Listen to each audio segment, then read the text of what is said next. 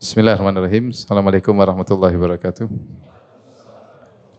Alhamdulillah, salatu wassalamu ala rasulillah wa ba'd.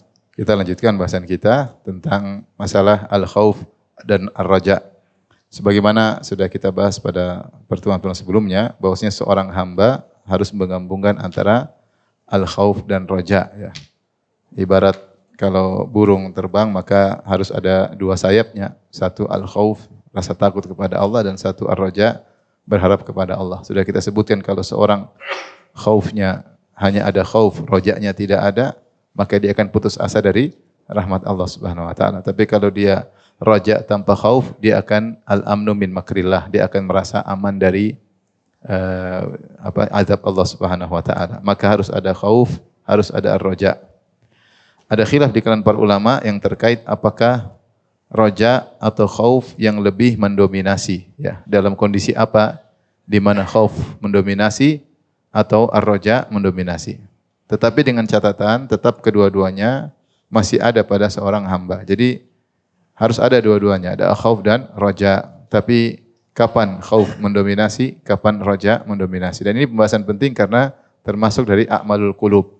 Dikatakan bahwasanya arkan a'malul qulub ada tiga, yaitu al-khauf, ar-raja, dan al-mahabbah.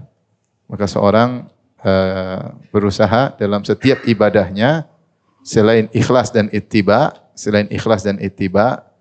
maka ada rukun yang lain yang harus dia perhatikan agar ibadahnya menjadi afdal, yaitu antara khauf dan apa? Dan raja disertai dengan mahabbah, ya. Disebut dengan arkan al-ibadat al-qalbiyah, rukun-rukun ibadah hati, ya. Jadi dalam setiap ibadah, kita salat ada khauf dan raja. Kita baca Quran ada khauf dan raja. Kita salat malam ada khauf dan raja, ya. Kita bersedekah ada khauf dan raja, ya.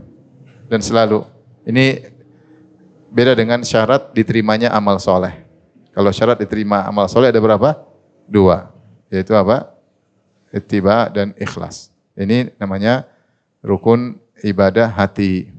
Yang jika ibadah dibangun di atas khauf dan raja, maka menjadi ibadah yang agung, ya. Baik. Jadi sekarang khilaf kalangan para ulama tentang kapan khauf didominasi dan kapan raja dominasi. Ada sekitar 7 pendapat. Ini saya sarikan dari penjelasan Syekh Saleh Sindi, hafizahullah taala, dalam syarah Tahawiyahnya, ya. Pendapat pertama mengatakan selalu khauf dikuatkan. Dalam kondisi apapun maka selalu khauf yang dikuatkan. Raja ada tapi khauf yang selalu dikuatkan. Dalilnya nanti kita sebutkan insyaallah. Yang kedua sebaliknya, bahwasanya selalu raja yang dikuatkan. Ada khauf tetapi raja yang dikuatkan. Dalam kondisi apapun. Dalam kondisi apapun raja selalu dikuatkan. Pendapat ketiga dibedakan. Ketika raha, yaitu ketika senang, lagi sehat, lagi banyak duit, ya, maka khauf yang dikuatkan. Kata mereka kalau lagi senang tidak khauf, khawatir maksiat, ya, maka harus ada khauf. Sebaliknya ketika dalam syiddah, ketika sakit, sulit, menderita, maka roja yang dikuatkan. Jangan sampai putus asa. Maksudnya jangan sampai putus asa. Jadi dalam kondisi lapang dikuatkan rasa takut, dalam kondisi susah dikuatkan harapan kepada Allah. Ini pendapat ketiga. Pendapat keempat, jika sehat atau senang maka seimbang. Jika sehat atau senang maka seimbang antara khauf dan roja. Tetapi jika sakit atau sulit, roja dikuatkan. Ini bedanya antara 3 dan 4. Kalau 3, khauf dikuatkan ketika dalam kondisi sehat. Kalau pendapat keempat, ketika sehat seimbang. Ketika senang, khauf dan roja seimbang. Tetapi ketika sakit dan sulit, khauf dikuatkan. Roja dikuatkan. Pendapat yang kelima, jika sedang taat, kuatkan roja. Jika sedang taat, kuatkan roja, yaitu berharap amal diterima. Ketika maksiat, kuatkan khauf, supaya berhenti maksiat. Ini cara pandang ulama beda-beda. Jadi kata mereka kalau lagi taat kepada Allah, kuatkan rojanya, biar terus semakin semangat ibadah. Kalau lagi maksiat, jangan roja, bahaya, nanti maksiat terus. Tenang, diampuni, aman, Allah Maha Pengampun, Allah Maha Penyayang, maksiat terus. Maka harus khaufnya dikuatkan supaya berhenti maksiat ya. Maksudnya ini agar apa? Agar berhenti maksiat. Kalau ini tadi apa? Agar tambah taat. Agar tambah taat. Ya. Kalau tadi jika sakit sulit, agar tidak putus asa. Jika sehat, seimbang. Ini kalau jika pendapat ketiga, jika senang maka khauf dikuatkan agar tidak maksiat. Agar tidak maksiat. Kalau sakit roja sama agar tidak putus asa. Tapi ini 5 pendapat. Pendapat ke-6, jika masih muda roja. Kalau udah mau mati khauf. Kalau masih muda berharap biar semangat ibadah. Kalau sudah tua saatnya takut. Supaya apa? Kalau tua berhenti maksiat. Kalau tua berhenti maksiat. Tes.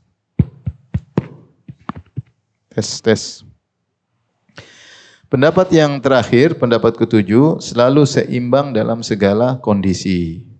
Mau sakit, mau sehat, mau mati, mau kuat, mau menderita, mau aman-aman aja, selalu seimbang antara khauf dan roja. Dan ini pendapat yang dikuatkan oleh Syekhuna Syekh Shalih bin Abdul Aziz Sindi hafizahullahu taala. Taib. Dan ini kita berbicara tentang detail-detailnya ibadah hati. Ya, dan ini penting. Ini pembahasan penting karena kita perlukan dalam kehidupan sehari-hari. Kita kontrol antara khauf kita dengan roja kita. Kita kontrol. Taib.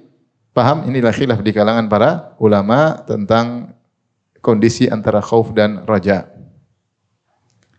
Sudah? Kita lanjut ya.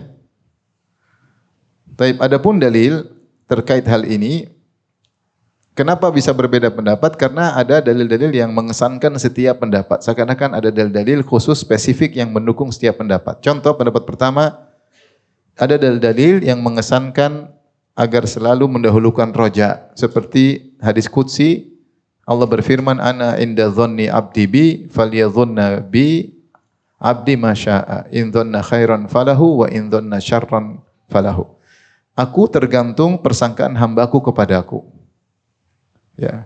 Kalau hambaku berprasangka baik padaku, maka bagi dia kebaikan. Kalau hambaku berprasangka buruk kepadaku, bagi dia keburukan. Hadis seperti ini mengesankan bahwasanya seorang hendaknya senantiasa berprasangka baik. Dan berprasangka baik mengkonsekuensikan roja. Ini hadis mengesankan bahwasanya roja harus mendominasi dalam segala kondisi. Salah satu pendapat dari 7 pendapat yang tadi kita sebutkan. Contoh juga dalam hadis qudsi, kata Allah, Ya bena Adam, innaka ma da'autani wa rajautani, ghafartu laka ala ma kana minka wala ubali. Wahai anak Adam, selama kau berdoa kepada aku, selama kau berharap kepada aku akan ampuni dosa-dosamu dan aku tidak peduli. Dan aku tidak peduli dosamu sebesar apapun.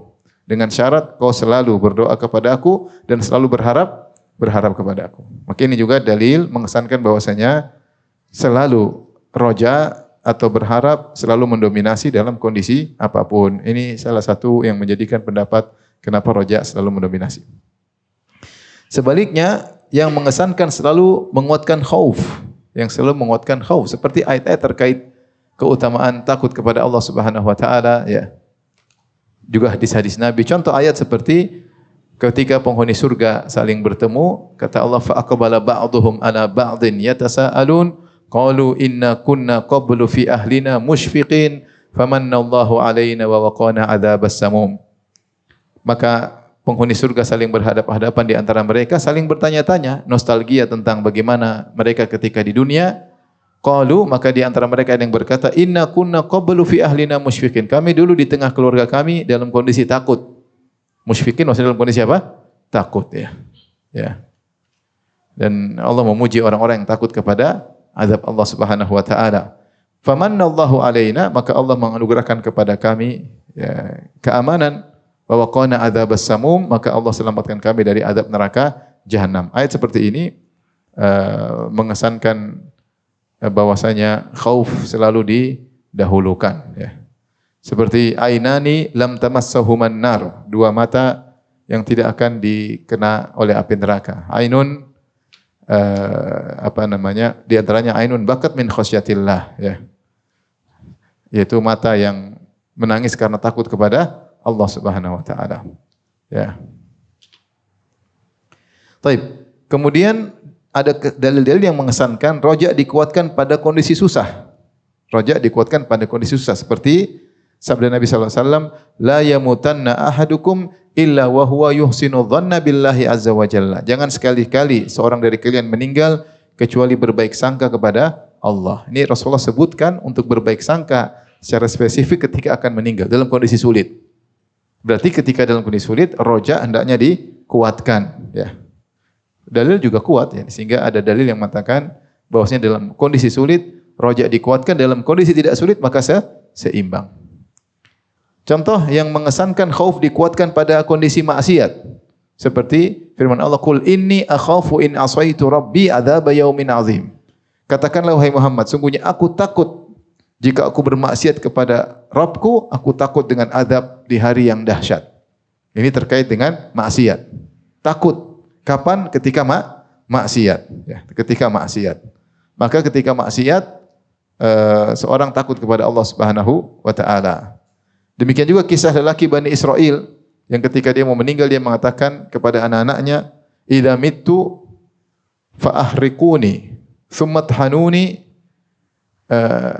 Kalau aku mati maka bakarlah aku wahai anak-anakku, setelah itu sudah jadi arang maka tumbuklah diriku, tsumma dzuruni fil yammi warrih, kemudian taburkanlah debuku di laut dan di udara.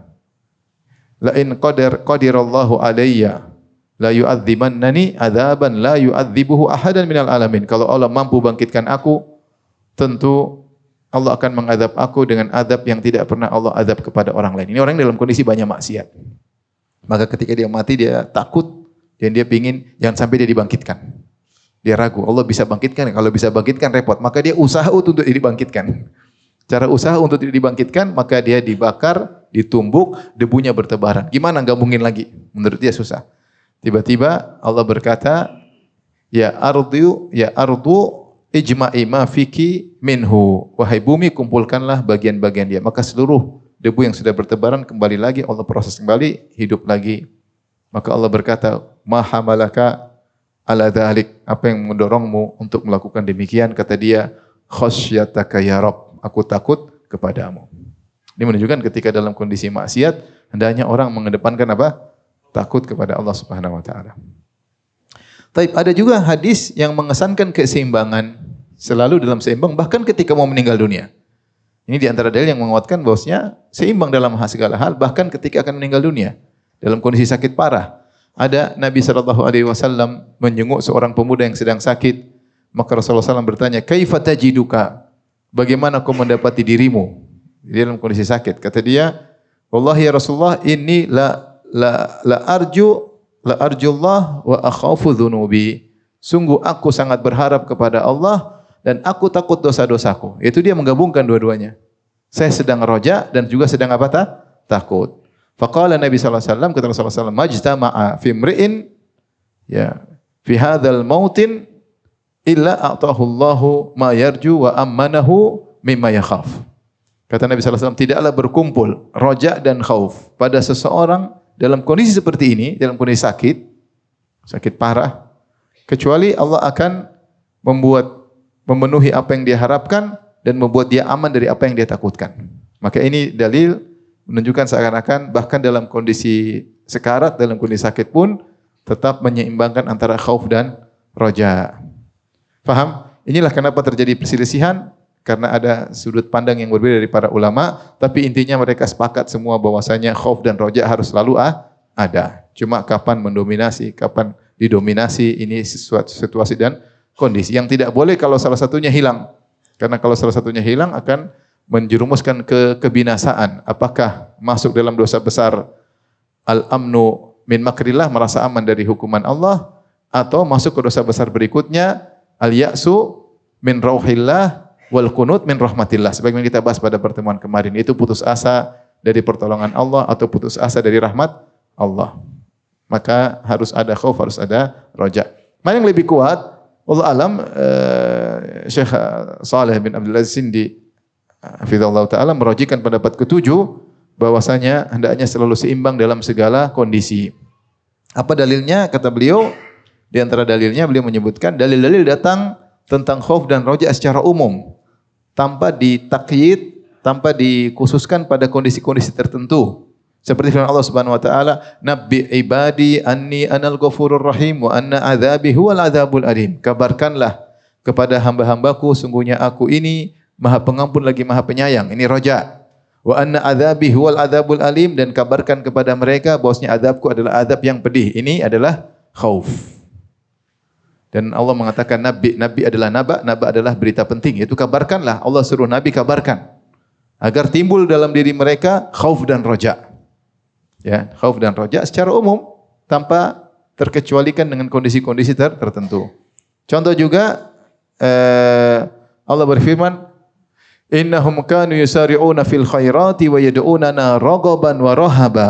Wa kanu lana khashi'in, tentang para nabi kata Allah, "Wa yad'unana raghaban wa rahaba." Mereka berdoa kepadaku raghaban wa rahaba, dalam kondisi berharap dan takut.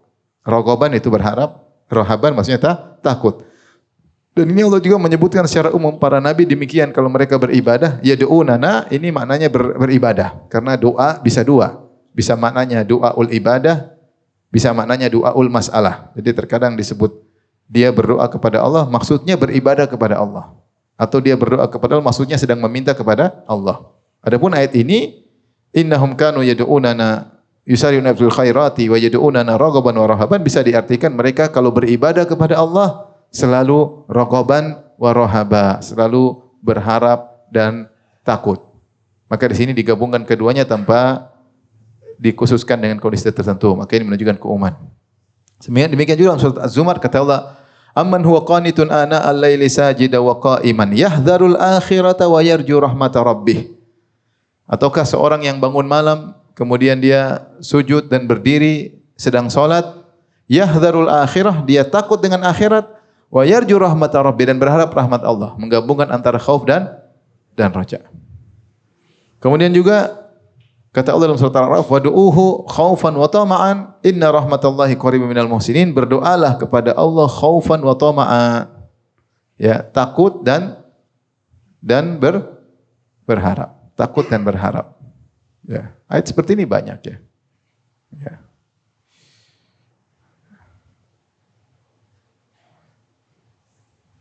Seperti tatatayafa junubuhum anil madaja'i yad'una rabbahum khaufan wa tama'a. Mimma razaqnahum yunfiqun. Mereka bangun malam kemudian mereka salat, berdoa kepada Allah khaufan wa tama'a, takut dan berharap. Jadi ini menguatkan bahwasanya ayat-ayat umum menunjukkan keseimbangan, Taib. Kemudian di antara dalil yang kedua, dikhawatirkan kalau mendominasi salah satunya akan tidak terkontrol sehingga akhirnya bisa jadi rojak terlalu berat sehingga khauf sangat kecil, ini bisa mengantarkan kepada merasa aman dari makrullah. Atau sebaliknya dia mendominasi, membuat khauf mendominasi, khawatir terlalu berlebihan sehingga rojaknya bisa hilang dan akhirnya bisa menjatuhkan dalam putus asa. Sehingga keseimbangan tetap dijaga. Kemudian juga tadi ada nas, saya katakan, nas tadi jelas Rasulullah menyinggung orang sedang sakit dan Rasulullah mengatakan tidaklah berkumpul khauf dan rojak dalam kondisi seperti ini kecuali Allah akan memenuhi keinginannya, harapannya, dan Allah akan mengamankan dia dari apa yang dia takutkan. Padahal dalam kondisi apa? Sakit. Adapun dalil-dalil yang menunjukkan didominasi salah satunya pada kondisi tertentu, maka wallahu alam tujuannya adalah dalam rangka menjaga keseimbangan. Karena pada kondisi tertentu ada potensi salah satunya sangat kuat. Contoh, ketika seorang sedang sakit atau dalam menderita, ada potensi dia putus asa. Ada potensi dia putus asa, maka Allah ingatkan atau Nabi ingatkan untuk berbaik sangka. Karena ada potensi dia putus asa. Sehingga disuruh untuk berbaik sangka. Apalagi ketika akan meninggal, setan akan datang membuat dia putus asa. Setan akan buat dia putus asa, maka di saat itu dia hendaknya berbaik sangka kepada Allah Subhanahu wa taala. Demikian ketika dia maksiat, kenapa dia berani maksiat? Karena dia merasa aman. Dia merasa aman, berarti dia harapan dia lagi besar. Ini ada ketidakseimbangan, maka disuruh kuatkan rasa apa? Takut agar dia meninggalkan maksiat tersebut. Karena tidaklah dia berani bermaksiat kecuali ada rasa aman. Ada rasa Allah Maha Pengampun, Allah Maha Penyayang. Nantilah taubat setelah ini. Khawatir seperti perkataan saudara-saudaranya Nabi Yusuf ya. Wa alquh fi ghayabatil jubbi yaltaqitu ba'dhu sayyarati in kuntum fa'ilin. Mereka rencana untuk melempar Yusuf atau membunuh Yusuf, kemudian wa takunu min ba'dihi qauman sholihin. Setelah itu sadar, kita bunuh Yusuf dulu atau buang dia, setelah itu taubat, aman. Ini kan ada rasa aman. Sehingga kalau rasa berharapnya tinggi, dia mudah bermaksiat. Seperti saya ketemu seorang, nanti kenapa maksiat? Saya ketemu ada orang Arab waktu itu, saya bilang, dia lagi nggak tahu, dia pamer-pamer saya maksiat, saya gini-gini, pamer ke saya. Saya bilang ittaqillah, bertakwa kepada Allah. Kata dia, kawan gampang, tinggal pergi umrah selesai urusan katanya. Dosa semua dia. Ini kan bahaya seperti ini. Berarti dia rojaannya berlebihan sehingga dia nekat maksiat. Dan dia bilang ini gampang, sudah tinggal tawaf 7 kali selesai. Kenapa susah-susah perkara? Subhanallah. Dia minum khamar, ini kemudian dia bilang gampang tinggal tawaf selesai. Nah, berarti ketika dia bermaksiat, dia rojaknya terlalu tinggi. Maka disuruh takut kepada ketika sedang bermaksiat untuk menetralisir, menyeimbangkan antara khauf dan raja. Wallahu a'lam bishawab, ini pendapat.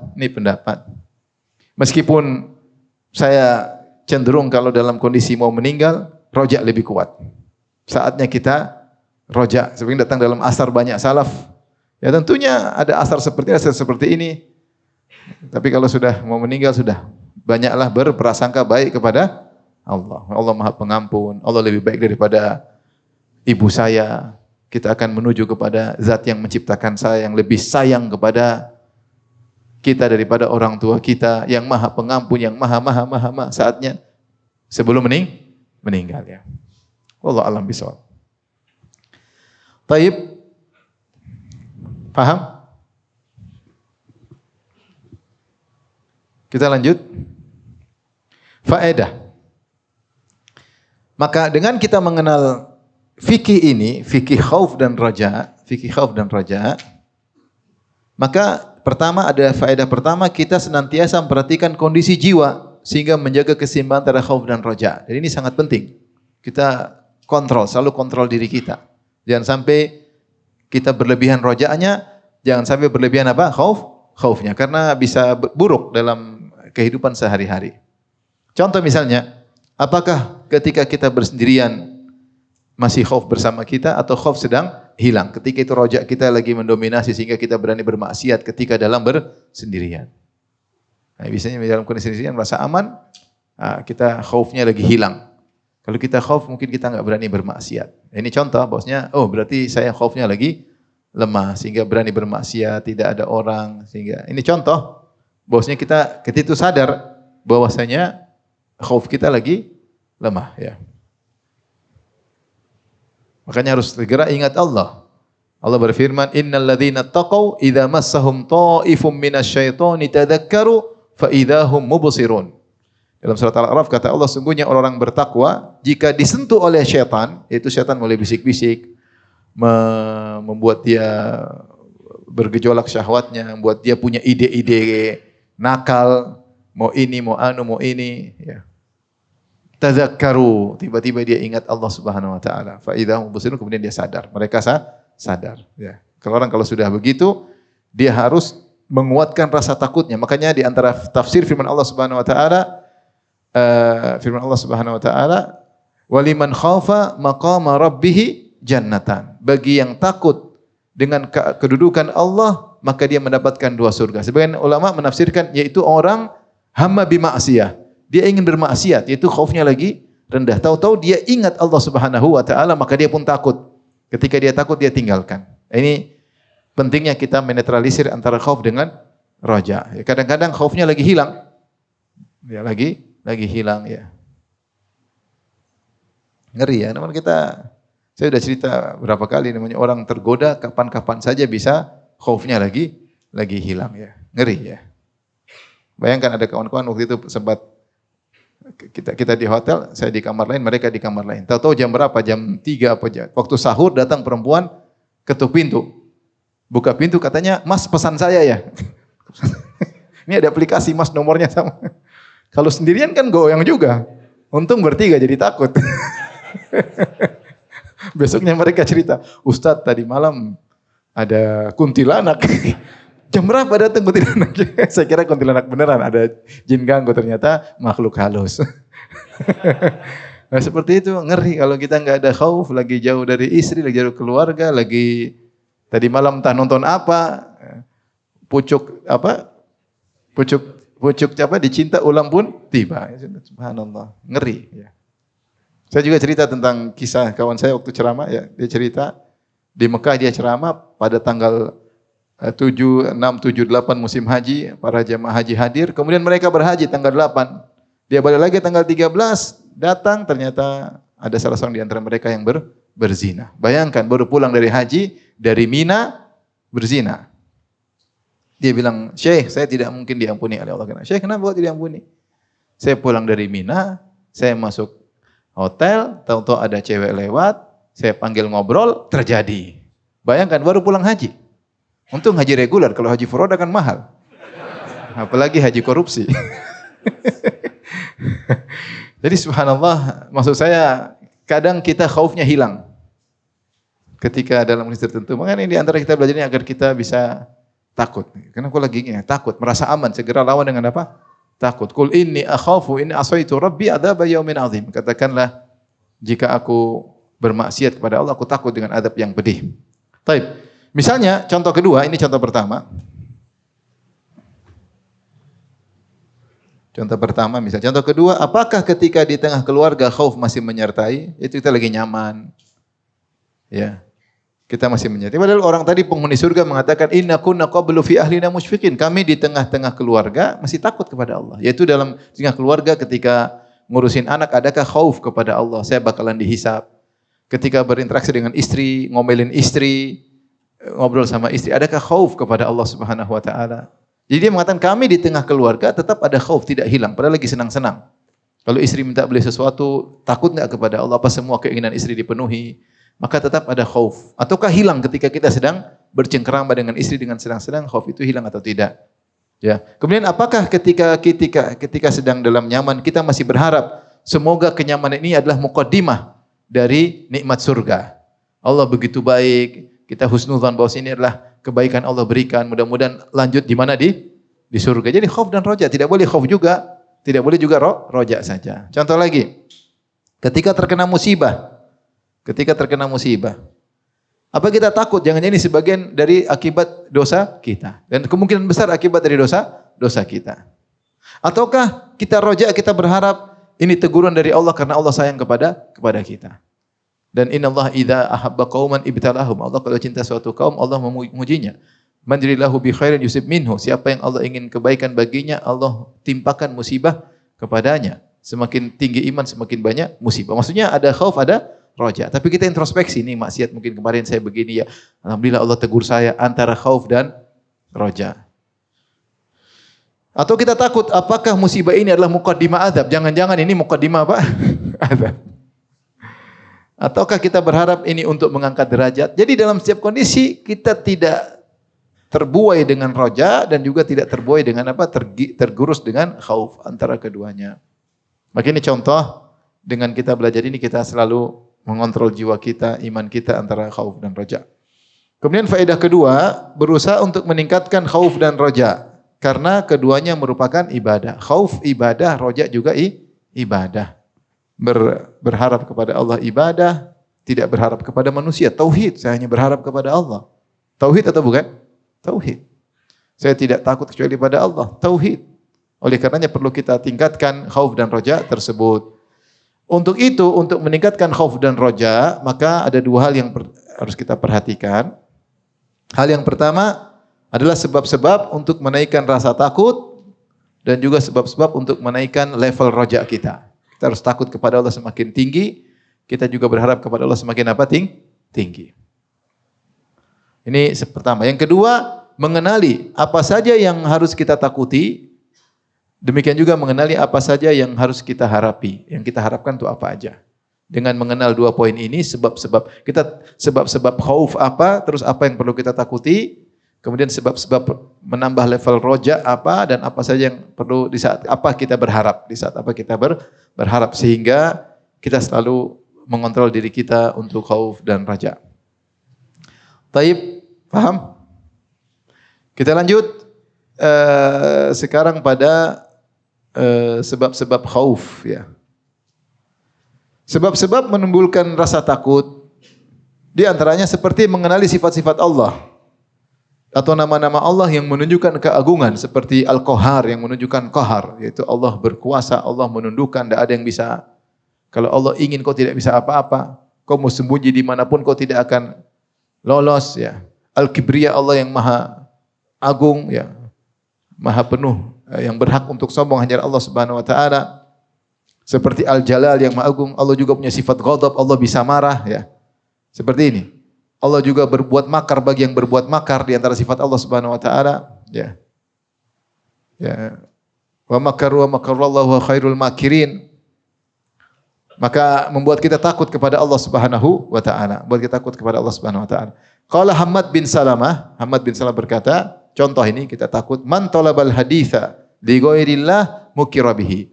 Siapa yang mencari ilmu hadis bukan karena Allah, hanya untuk disanjung, untuk disombong, untuk diakui, untuk banyak-banyakan hadis, banyak-banyak riwayat, mukira bihi, Allah akan bikin makar kepada dia. Siapa yang menuntut ilmu bukan karena Allah, dia akan dibuat makar oleh Allah kepadanya, maka dia akan menjauh dari Allah dengan cara Allah Subhanahu wa taala. Karena dia menuntut ilmu bukan karena Allah Subhanahu wa taala. Seperti sabda Nabi sallallahu alaihi wasallam, man talabal ilma liyujari bihi al-ulama liyumariya bihi as-sufaha aw liyasrifa bihi wujuhan nas. Siapa menuntut ilmu dalam rangka agar bisa disejajarkan dengan ulama supaya diakui, ya, atau untuk berdebat membodoh-bodohin orang bodoh supaya kelihatan jago, ngalang-ngalin orang bodoh. Tujuan untuk ilmu itu aja, untuk jago-jagoan, atau agar liyasrifu bihi junas, agar orang semua terfokus kepada dia. Orang semua fokus kepada dia, maka dia tidak akan mencium bau surga. Dia tidak akan masuk surga. Haram kepada dia surga. Baik, ngeri. Berarti dia menuntut ilmu bukan karena Allah. Contoh Nabi bersabda, man talabal ilma mimma yubtagha bihi wajhullah la yata'allamuhu illa liyusiba aradan minad dunya lam yajid arfal jannah. Siapa yang menuntut ilmu yang seharusnya untuk mencari wajah Allah, untuk ikhlas, untuk takwa, seharusnya ikhlas. Mencari wajah Allah maksudnya ibarat dari apa? Ikhlas. Dan ilmu adalah sesuatu yang paling utama untuk mencari keikhlasan. La yata'allamhu illa liyusiba 'aradan minad dunya. Ternyata untuk ilmu hanya untuk mencari dunia, maka dia tidak akan mencium bau surga. Siapa yang jamin dirinya? Ya, bahaya. Kita tahu Allah bisa buat makar. Kita enggak sadar, kita digiring pada kesatan, terpedaya dengan pujian orang, ngeri. Makanya Ahmad bin Salam mengatakan, man talabal haditsa li ghairillah mukira bihi. Siapa yang menuntut ilmu bukan karena Allah, dia akan dimakarin oleh Allah Subhanahu wa taala. Di antaranya mengenal aib diri sendiri, ya. Mengenal aib kita, banyak kekurangan membuat kita takut. Niat masih belum beres, ibadah masih ngaco, ya. Masih pelit, masih kurang berbakti sama orang tua, masih kurang mendidik anak istri, masih banyak tugas belum dikerjakan, ya. Masih banyak hal kita penuh dengan kekurangan, ya. Maka membuat kita takut kepada Allah Subhanahu wa taala. Kemudian juga membaca nas-nas tentang ancaman. Allah berfirman, inna adzaba rabbihim ghairu ma'mun. Sungguhnya azab Rabb mereka tidaklah aman, Dia merasa aman dari azab Allah. Qul inni akhafu in asaitu rabbi adzaba yaumin adzim. Katakanlah wahai Muhammad, Allah suruh Nabi berkata, inni akhafu in asaitu rabbi adzaba yaumin adzim. Aku takut kalau aku bermaksiat kepada Allah, aku takut dengan azab di hari yang dahsyat. Kemudian mengenai ayat-ayat kauniyah, wa man nursibil ayati illa takhwifa. Tidaklah kami kirim ayat-ayat Allah kecuali untuk beri rasa takut. Allah bikin peristiwa-peristiwa besar membuat orang harusnya takut. Kalau Allah ingin timpakan bencana, Allah bisa membuat kita mati mendadak, Allah bisa buat kita celaka, Allah bisa tarik kenikmatan yang ada pada kita kapan-kapan saja, ya. Mudah bagi Allah bisa bongkar aib kita kapan-kapan saja. Alam ini diatur oleh Allah. Allah mau bikin hujan, mau bikin badai, mau bikin gempa, mau bikin gerhana, terserah Allah Subhanahu wa taala. Kata Allah, "Ma nursilu bil ayati illa takhwifa." Tidaklah kami kirim ayat-ayat Allah, yaitu ayat kauniyah, kecuali untuk memberikan rasa takut. Harusnya orang takut. Orang takut. Meskipun dia selamat, dia juga harus rasa takut. Ya. Betapa banyak orang sedang bermaksiat, tahu-tahu Allah hentikan nafasnya. Banyak tidak? Banyak. Lagi main judi mati dalam kondisi kaku, lagi berzina tahu-tahu mati di atas perut perempuan. Perempuan gak jelas, kuntilanak ya. Makhluk halus. Maksiat lagi minum bir mati lagi macam-macam. Taib, sebab menemukan raja, ya ada mengenali sifat-sifat keindahan Allah. Allah punya sifat-sifat dengan sifatul jamal, seperti Ar-Rahim, Allah, nama Allah Ar-Rahim yaitu rahmat, Al-Jamil, maha penyayang, Al-Jamil maha indah, Al-Latif maha lembut kepada hamba-hambanya, Al-Ghaffar maha pengampun, Al-Karim yang maha baik, Al-Bar yang maha baik, Al-Karim maha dermawan. Banyak. Begitu membuat kita tidak putus asa. Tuhan kita begini. Ya. Ini dengan yang paling cepat belajar Asmaul Husna. Paling cepat belajar tentang Asmaul Husna. Kemudian juga membaca nasas tentang janji-janji Allah. Bagaimana janji-janji Allah tentang surga buat kita berharap, ya. Tentang kenikmatan surga, tentang kebahagiaan orang yang beriman, macam-macam. Kemudian baca kisah-kisah tentang ampunan Allah dari Al-Quran, hadis. Kisah-kisah tentang orang-orang beriman. Ya, ini buat kita berharap, ya. Seperti bagaimana Allah mengampuni para penyihir Fir'aun yang sekian puluh tahun menjadi penyihir, atau di akhir hayat Allah ampuni. Kisah tentang membunuh 100 nyawa Allah ampuni. Kisah tentang sahibul bitaqah yang dibukakan 99 catatan amal maksiat, tapi dia punya la ilaha illallah yang diampuni. Kisah tentang seorang pelacur yang diampuni gara-gara. Banyak seperti ini buat kita berharap kepada Allah. Berharap. Tentang Rasulullah bersabda, sabaqa dirhamun mi'ata alfi dirham, 1 keping dirham mengungguli mengalahkan 100.000 dirham. Mau sedekah sedikit juga kalau Allah berkehendak bisa bikin pahalanya besar, ya. Dan macam-macam, ya. Kita buat kita. Kemudian tadi kisah orang-orang beriman dengan kesudahan yang indah. Membuat kita banyak berharap kepada Allah Subhanahu wa taala. Ini di antara sebab-sebab menumbuhkan khauf dan menumbuhkan raja. Taib, sudah? Kita lanjutkan. Di antara yang penting adalah tentang muta'allaqatul khauf, tentang kita tuh takut kepada Allah pada perkara-perkara apa saja yang harus kita takuti. Itu takut syar'i, itu takut pada apa saja, ya. Takut syar'i itu takut pada apa saja. Yang pertama takut kepada Allah. Takut kepada Allah Subhanahu wa taala tentunya dengan merenungkan tentang tadi sifat-sifat Allah yang agung, ya. Dia Al-Jabbar, dia Al-Mutakabbir. Ya. Dialah Allahu Akbar, dialah Al-Kabir, ya. Dialah Al-Qahhar. Ini membuat seorang takut kepada Allah Subhanahu wa taala. Dan Allah mengatakan, "Wa yuhadzirukumullahu nafsah." Dan Allah ingatkan kalian akan dirinya. Waspadalah, ya. Wa yuhadzirukumullahu nafsa, Allah mengingatkan kalian akan dirinya, itu agar kalian takut kepada Allah. Allah mengatakan, ya ayuhan nasu taqu rabbakum, wahai manusia bertakwalah kepada Rabb kalian. Allah ceritakan tentang malaikat, yakhafuna rabbahum min fawqihim, malaikat takut kepada Rabb mereka dari atas mereka. Malaikat takut kepada Allah Subhanahu wa taala. Allah juga berfirman, yusabbihu wa yusabbihu ar-ra'du bihamdihi wal malaikatu min khifatihi, bahwasanya petir bertasbih kepada Allah dan memuji Allah, dan malaikat juga bertasbih min khifatih, karena takut kepada Allah. Malaikat takut kepada Allah, bertasbih karena takut kepada Allah.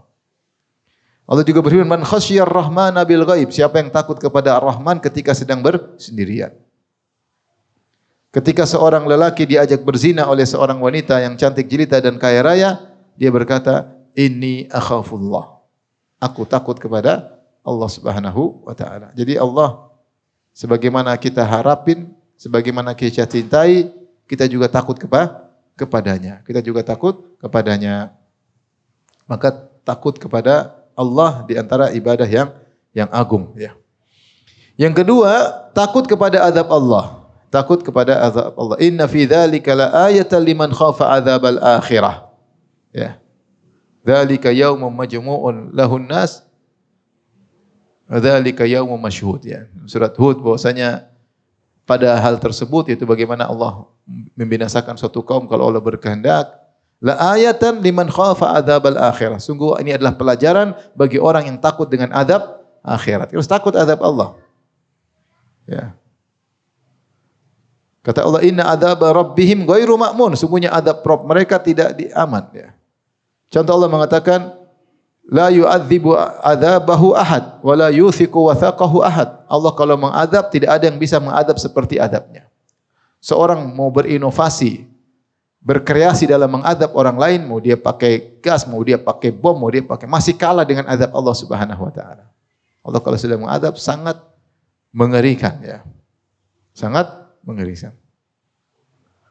Ya. Masalahnya api neraka membakar tapi tidak bikin mati, itu masalahnya. Kalau bikin mati selesai. Ya. Ya. Allati tattali'u 'alal afidah, di mana api langsung masuk ke dalam dada. Saya sering sampaikan kalau api dunia membakar bagian luar dulu, tapi kalau api neraka langsung luar dalam sekaligus. Langsung masuk ke tembus ke dalam dada. Dan apinya sangat panas. Narun hamiyah maknanya api yang dipanaskan. Sudah panas dipanasin lagi. Jadi tidak ada yang bisa mengadab seperti adabnya Allah. Wala yuthiqu wathaqahu ahad. Dan tidak ada yang bisa membelenggu seperti belenggunya Allah. Oleh karenanya azab Allah sangat pedih, buat kita harus takut ya. Harus kita takut. Makanya kisah yang masyhur tentang seorang wanita lelaki yang terbetik hatinya ingin berzina, maka dia segera mengambil lampu atau lilin kemudian dia bakar jari-jarinya. Agar dia berhenti dari hasratnya tersebut. Hasratnya bergejolak terus, dia bakar jarinya satu-satu. Dia tidak tidur.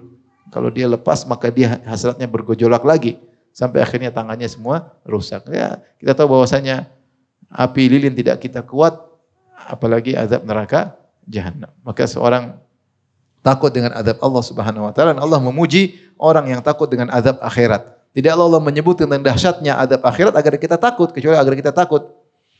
Kemudian contoh takut kalau amal soleh tidak diterima. Ya. Di antara kita nggak tahu amal soleh. Allah maha menerima amal, Allah maha menerima taubat. Tapi apakah kita sudah memenuhi persyaratan amal? Ataukah sudah memenuhi persyaratan taubat? Orang soleh bukan suudzon kepada Allah, tapi suudzon pada dirinya sendiri. Ya. Makanya Allah mengatakan, walladzina yu'tuna ma ataw wa qulubuhum wajilatun annahum ila rabbihim raji'un. Ulaika yusari'una fil khairat wa hum laha sabiqun. Dan orang-orang yang melakukan apa yang mereka lakukan, wa qulubuhum wajilah, itu mereka salat, mereka bersedekah, mereka puasa sementara hati mereka takut. Takut apa? La yutaqabbala minhum, tidak diterima amalan mereka. Tidak diterima, mereka takut. Sehingga mereka yusari'una fil khairat, sehingga mereka semakin banyak cepat melakukan kebajikan. Lihatlah bagaimana Nabi Ibrahim, Nabi Ismail ketika membangun Ka'bah, mereka berdoa, Rabbana taqabbal minna innaka antas samiul alim. Ya Rabb kami, terimalah amalan kami. Kenapa? Mereka takut tidak diterima. Mereka takut tidak terima. Sedang membangun rumah Allah dengan perintah Allah langsung, kemudian takut tidak diterima. Takut seperti ini disyariatkan. Kenapa kita takut? Bukannya Allah menolak amal soleh. Kita takut karena kita suudzon pada diri kita. Jangan-jangan kita tidak memenuhi persyaratan amal soleh. Enggak ada yang jamin. Enggak ada yang, kita ini hal gaib, terima atau tidak yang tahu cuma Allah Subhanahu wa taala. Kecuali ada wahyu yang turun. Taib. Allah berfirman, "Inna ma yataqabbalullahu minal muttaqin." Sungguhnya Allah hanya menerima dari orang yang bertakwa. Kalau dia bertakwa dalam amal solehnya diterima. Kalau tidak bertakwa, tidak diterima. Siapa yang jamin dirinya bertakwa ketika amal soleh tersebut? Siapa yang jamin? Enggak ada yang jamin. Memang sekarang saya dakwah, saya jamin memenuhi persyaratan? Enggak ada yang tahu. Enggak ada yang tahu. Kita umroh, kita jamin pasti umroh kita terima? Enggak ada yang tahu. Maka ada kekhawatiran. Dan ini kekhawatiran disyariatkan, tapi tidak putus asa. Ada berharap dan juga takut. Ya. Ini maksud saya, ini contoh perkara-perkara apa saja kita takutkan. Ya. Makanya ada seorang salaf yang menangis, dia mengatakan, "Unzuru ila Khalilur Rahman, bana baitar Rahman, bi amri minar Rahman, tsumma yakhafu alla yataqabbala minhur Rahman." Lihatlah kepada kekasih Allah Ibrahim. Dia sedang membangun rumah Allah, yaitu Ka'bah, masjid terbaik di alam semesta. Bukan sedang bangun Masjid As-Sunnah, bukan. Atau Masjid Istiqlal, bukan. Masjid Haram, Ka'bah. Yang bangun siapa? Masjid Nabi Ibrahim, Nabi Ismail. Ya. Bi amri minar rahman, langsung diperintahkan oleh Allah, langsung. Nabi Ibrahim diperintahkan oleh Allah. Entah melalui malaikat Jibril, tapi langsung Allah perintahkan. Kemudian dia masih takut, tidak diterima. Padahal kerjanya sangat berat. Bayangkan dia dan Ismail harus pergi ke gunung, kemudian belah batu, dikotakin, dipikul. Emang kerjaan ringan. Berat itu. Belum nyusun sampai ada makom Ibrahim naik nyusun. Itu berat. Ya. Berat. Kemudian mereka masih takut, tidak diterima. Kita kayak apa? Kemudian takut tobat kita tidak diterima sehingga kita selalu ingat-ingat maksiat kita. Kenapa bisa demikian? Karena enggak ada yang jamin. Lihatlah, wa ala thalathatil ladzina khulifu. Tentang 3 orang sahabat yang tidak ikut perang apa? Perang Tabuk. Mereka bertobat tidak langsung diterima. Tunggu 50 tahun baru Allah turunkan ya, tobat mereka. Baru Allah tunjukkan, bayangkan sahabat sudah nangis-nangis, sudah ini tidak. Ya, diakhirkan kondisi mereka sampai Allah turunkan taubat setelah berapa? 50 hari. Itu sahabat kita. Santai aja, pasti diterima. Wallahu alam, memang Allah Maha penerima taubat. Masalahnya bukan pada Allahnya, masalahnya pada kita. Apakah kita sudah memenuhi persyaratan apa? Taubat. Sehingga kalau kita takut, kita selalu ingat kita istighfar lagi. Oh, pede, saya sudah diterima. Maksiat lagi nanti. Ya kita enggak tahu. Kalau kita tahu ada pemberitahuan, diterima, merasa aman. Maksiat lagi, tobat lagi, diterima. Maksiat terus. Kita gaib, kita enggak tahu. Benar Allah Maha menerima taubat, masalahnya bukan pada Allah, bukannya kita suudzon kepada Allah, tapi suudzon pada diri sendiri. Contoh lagi, kenapa takut amal sendiri? Kita takut amal kita tercampur riya. Siapa yang jamin kita ikhlas? Tiap hari posting amal ibadah gimana? Siapa yang jamin ikhlas? Ya, lagi umroh posting, lagi haji posting. Lagi dorong orang tua, posting. Lagi jalan-jalan istri, posting. Lagi ke masjid, posting. Semuanya posting. Yang baik-baik semua. Siapa jamin ente ikhlas? Nggak ada yang tahu. Nggak ada yang tahu. Dan ikhlas sangat berat.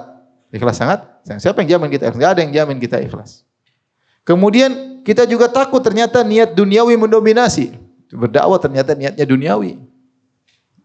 Nuntut ilmu ternyata niatnya duniawi. Duniawi itu banyak. Ingin dipuji, ingin diakui, atau supaya menang pilkada, banyak duniawi. Pencitraan banyak. Siapa yang jamin kita bersih? Enggak ada. Maka ini semua hal membuat kita takut jangan sampai amal kita tidak diterima. Tapi bukan tidak berharap.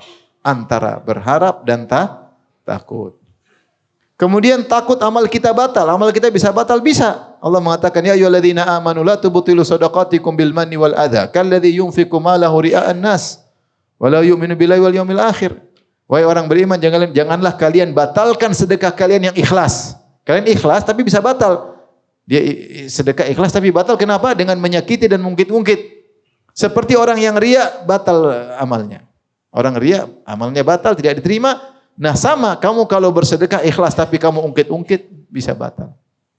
Kita lagi sudah bantu keluarga lama, terus kita cerita, kau saya bantu, kau gini, kau sudah hilang semua. Dulu yang sekolahin kamu siapa tahu? Iya tahu. Selamat tinggal amal hilang, batal sedekah selama ini, rugi kita. Rugi. Bisa ada amal soleh, ternyata bisa batal. Apa kata Aisyah kepada seorang sahabat? Sampaikan kepada dia bahwasanya riba yang dilakukan qad abtala jihadahu. Jihadnya telah batal gara-gara riba yang dia lakukan. Bayangkan, ngeri. Aisyah berkata, sampaikan kepada dia jihad yang telah dia lakukan, jihad pahalanya kayak apa? Batal gara-gara riba. Ini kita kadang kepepet, kita riba, kepepet. Ini darurat. Darurat apa? Beli mobil darurat. Karena mobil murah bisa utang. Itu enggak bisa, harus yang mewah. Mewah harus pakai uang bank. Darurat. Padahal enggak darurat. Riba, gampangin riba. Enggak tahu riba ini bisa membatalkan berapa banyak amal soleh kita. Kita enggak tahu. Makanya dibahas oleh para ulama tentang sebagaimana hasanatul mahiyat, sebagaimana amal soleh bisa menggugurkan dosa-dosa, sebagian dosa-dosa bisa menggugurkan apa? Amal soleh. Bahkan Imam Ahmad berbicara tentang pandangan haram. Pandangan haram ini bisa membatalkan sebagian amal soleh. Siapa yang bisa jamin amal soleh kita, kalaupun terima tidak akan batal atau tidak berkurang pahalanya? Enggak ada yang tahu. Enggak ada yang tahu. Maka kita perlu takut akan hal tersebut. Kata Allah, wala tubtilu a'malakum. Jangan kalian batalkan amal-amal kalian. Tapi yang kelima, takut kenikmatan duniawi mengurangi nikmat akhirat. Ini bagi orang kaya, yang miskin ya enggak masuk dalam hal ini. Ini pendapat sebagian ulama seperti Umar bin Khattab, Abdurrahman bin Auf, bahwasanya nikmat dunia bisa mengurangi nikmat apa? Akhirat. Ini khilaf di kalangan para sahabat. Tapi sebagian sahabat memandang demikian. Sehingga para ulama mengatakan seorang berusaha taklil minad dunia, berusaha seminimal mungkin memanfaatkan dunia sebelum dia meninggalkan dunia ini agar semakin ringan hisabnya, agar semakin banyak pahalanya ya. Ini pendapat sebagian ulama ya, dan itu praktek Nabi sallallahu alaihi wasallam. Yuqallil minad dunya. Rasulullah menggunakan dunia seminimal mungkin yang bisa dia lakukan. Sebentar kita dilapangkan rezeki, enggak tahu ya. Apakah ini mengurangi nikmat kita di akhirat? Wallahu a'lam ya. Allah a'lam. Takut hisab. Kata Allah, wa yakhafuna su'al hisab. Bahwasanya mereka takut hisab yang buruk. Kita duit banyak, bakalan banyak hisab enggak? Jelas. Semakin banyak duit, semakin banyak hisab. Semakin kaya, semakin banyak hisab. Semakin miskin, hisabnya semakin sedikit. Makanya yang miskin di luar masuk surga. Ada raja dikatakan anak buahnya, "Raja, nanti kita duluan masuk surga, yang raja-raja belakangan." Kata raja tersebut, "Iya, kalian masuk surga siapin buat saya," katanya. Ini ada seorang raja ngomong begitu, dia bercanda sama anak buahnya. Masuk dulu siapin ya, kalau udah siap kasih tahu. Subhanallah. Kita hisab banyak, semakin banyak mobil semakin banyak hisab. Semakin banyak akun semakin banyak hisab, semakin banyak rumah semakin banyak hisab. Semakin banyak istri semakin banyak hisab, semakin banyak nikmat semakin banyak apa? Hisab. Takut kita enggak bisa jawab semuanya, apa bisa jawab. HP aja bisa kita jawab kalau di HP kita dihisab. Apa saja yang sudah kita bukan HP tersebut? Wallahu a'lam. Azan kah? Hah? 3 menit lagi ya.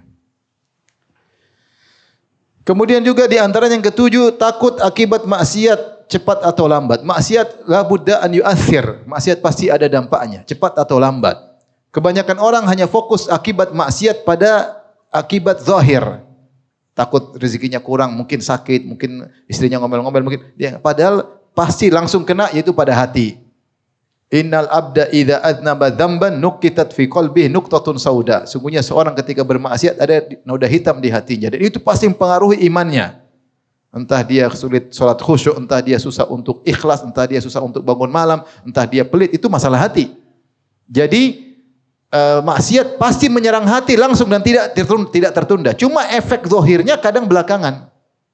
Ibarat racun kalau masuk sedikit-sedikit kata Ibnu Qayyim lama-lama baru meledak, tapi racunnya sudah masuk. Kita maksiat santai-santai aja. Setelah kita enggak sadar ternyata apa-apa yang menimpa kita, kita lagi malas, ternyata efek maksiat yang akumulasi selama ini akumulatif kita lakukan. Kemudian di antaranya ketakutan takut terjerumus dalam maksiat ketika bersendirian. Betapa banyak orang ketika depan banyak orang kuat, tetapi ketika bersendirian dia terjungkal, imannya lemah. Maka dia takut jangan sampai dia ketika sudah beriman baik-baik habis Ramadan tahu-tahu ketika bersendirian terjerumus lagi dalam maksiat. Tahu-tahu WA istri orang. Ngeri. Pacar lama di WA kemudian asik enjoy ngobrol sama istri orang, ngobrol dengan wanita yang tidak halal bagi dia. Dan itu mungkin saja terjadi. Kemudian takut kenikmatan adalah istidraj. Mungkin kenikmatan kita semakin bertambah, apakah kita semakin zuhud atau semakin duniawi? Sebagian orang Allah bukakan kenikmatan, dia ngaji tapi pikirannya semakin duniawi. Dia ngaji rutin tapi pemikiran semakin dikasih buka harta semakin ngomong ini, jalan-jalan branded, barang-barang branded, ngomongannya dunia terus. Itu istidraj. Kenikmatan yang buat kita semakin dengan Allah itulah nikmat berkah. Kalau nikmat buat kita semakin jauh itu apa? Istidraj. Kita introspeksi diri, jangan khawatir. Yang terakhir takut su'ul apa? Khatimah. Enggak tahu kesudahan kita seperti apa. Betul banyak orang di awal baik, ujungnya su'ul khatimah. Azan. Baik, kita lanjutkan. Sekarang terkait dengan roja, perkara-perkara apa yang diharapkan, kebalikan dari yang kita takutkan. Pertama misalnya berharap amal diterima. Kita berharap terutama ketika mau meninggal dunia, kita berharap semua amal kita diterima. La yamutanna ahadukum illa wa huwa yusinu dhanna billahi azza wa jalla. Jangan sekali-sekali orang yang meninggal dunia kecuali dia berprasangka baik. Itu berprasangka akan kembali ke zat yang maha penyayang, akan disambut dengan baik, husnudzan, akan diterima amal soleh kita, akan diampuni dosa-dosa. Berharap maghfirah ampunan Allah seperti kata Ibrahim alaihissalam, walladzi atma'u an yaghfira li khati'ati yaumaddin. Dialah Allah yang aku berharap mengampuni dosa-dosaku pada hari kiamat kelak. Berharap, aku berharap diampuni dosa-dosaku. Inna natma'u an yaghfira lana rabbuna khatayana an kunna awalal mu'minin. Ya. Kami berharap Allah mengampuni dosa kami. Berharap diampuni dengan mengingat bahwasanya Fir'aun saja yang begitu bejat, Allah masih tawarkan ampunan. Ketika Allah tawarkan ampunan, berarti masih mungkin diampuni. Dan seterusnya. Kita berharap hisab yang ringan. Kita berharap Allah ketika menghisab cuma ditanya sampel-sampel, kemudian tidak detail. Itu namanya hisaban yasiran. Atau disebut dengan ard. Hanya Allah tanya sebagian, setelah itu Allah lewatin. Kalau detail-detail, repot. Detail-detail apa? Repot. Ditanya HP aja udah pusing jawabnya. Repot. Kita berharap bertemu dengan Allah. Ya, di antaranya rindu memandang wajah Allah. Nabi berdoa, as'aluka ladzatan nadhar ila wajhik. Aku berharap, aku minta kelezatan memandang wajahmu wa syauqa ila liqa'ik, dan kerinduan untuk bertemu denganmu. Allah berfirman, "Faman kana yarju liqa'a rabbih falyamal amalan shalihan wa la yusyrik bi ibadati rabbi ahada." Siapa yang ingin bertemu dengan Allah, di antara tafsirannya siapa yang ingin melihat wajah Allah, maka melakukan amal saleh dan jangan syirik. Falyamal amalan shaliha wa la yusyrik bi ibadati ahada. Ikhlas kalau ingin ketemu Allah Subhanahu wa taala. Man kana yarju liqa Allah fa inna ajalallahi la'at. Siapa yang ingin bertemu dengan Allah, maka akan ada waktunya. Bertemu dengan Allah. Berharap aib ditutup oleh Allah Subhanahu wa taala, ya. Berharap aib ditutup oleh Allah Subhanahu wa taala. Berharap amal sedikit dibalas banyak di dunia maupun di akhirat. Kita ingin sedikit, sedekah sedikit Allah ganti banyak di dunia, apalagi di akhirat. Dan biasanya begitu. Modal sedikit dapat banyak. Cuma melihara anak yatim satu, ternyata Allah kasih kaya raya. Padahal modal melihara anak yatim cuma sedikit. Kenyataannya begitu. Kenyataannya begitu. Sedekah-sedekah sedikit Allah ganti banyak. Enggak apa-apa. Kita berharap dunia, tapi jangan dunia duniawi ya. Dunia dan akhirat. Enggak ada masalah berharap baik. Terutama berharap kepada Allah ketika perkara semakin sulit. Berharap ketika kondisi semakin genting. Karena sunatullah sering terjadi, semakin genting baru terjadi kemudahan. Inna ma'al usri yusra. Semakin sulit nanti ada kemudahan. Ya. Al-faraj ma'al karb, bahwasanya solusi disertai dengan penderitaan.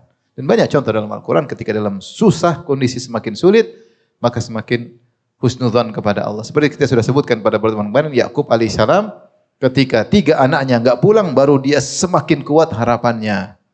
Sampai dia mewasiatkan pada anak-anaknya, kapan ketika Yusuf sudah enggak tahu kemana, Binyamin ketangkap, dituduh mencuri, kakak yang paling tua tidak mau pulang, baru saat itu dia berkata, Ya bani yadhabu fatahassasu mi Yusuf wa akhihi wa la tay'asu min rauhillah. Jangan kalian putus asa rahmat pertolongan Allah. Maka semakin kondisi semakin genting, jangan pernah lepas harapan. Terkadang Allah mengkondisikan kita seperti itu agar kita tahu bahwasanya dunia ini enggak ada yang bisa tolong kita. Yang bisa tolong hanyalah siapa? Allah. Terkadang Allah kita kasih dalam kondisi ini agar kita tahu bahwasanya jabatan kita, duit kita, relasi kita tidak ada faedahnya. Yang bisa tolong hanyalah siapa? Allah. Terkadang kita mewujudkan harapan murni kepada Allah Subhanahu wa taala. Baik, demikian saja kajian kita. Subhanakallahumma bihamdika asyhadu an la ilaha illa anta astaghfiruka wa atubu ilaik. Assalamualaikum warahmatullahi wabarakatuh.